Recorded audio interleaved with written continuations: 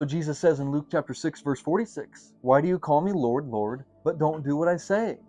And in John chapter 14, verse 12, Jesus says, "He that believeth on me, the works that I do, he shall do, and greater works he will do, because I am going to the Father."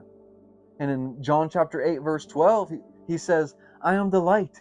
Whoever follows me will not walk in darkness, but have the light of life." So forgive me that I haven't memorized this. I just wrote this down not too long ago.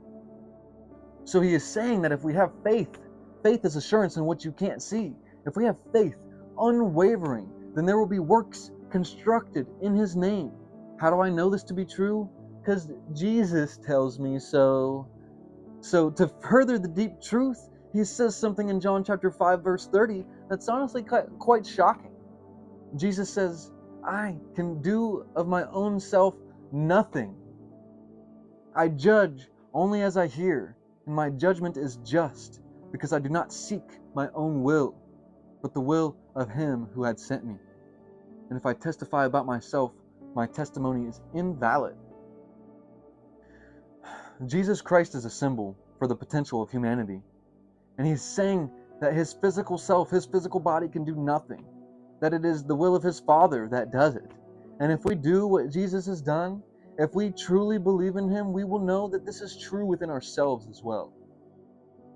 Meaning, like it says in Galatians chapter 2, verse 20, "It is not I who lives, but it is him who lives through me." So, if you follow Jesus, if you have true faith in him, and if you truly trust him, you will provide a spiritual action to his spiritual direction. And so if we're using our brains and asking questions, what is his direction? What's his direction? Well, first, he tells us to repent in Matthew chapter 4, verse 17.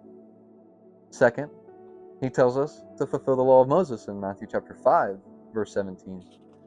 And so I would consider those two things the prerequisites to his final instructions. You have to humble yourself before the Lord. That's what repenting is. And then you'll be exalted. That's what it tells us in James chapter 4, verse 10. If you humble yourself before the Lord, you will be exalted. And it's pretty obvious the positive effects that will come to your life from fulfilling the Ten Commandments. So what Jesus says is the call for all individuals to take part in an internal movement. This investigation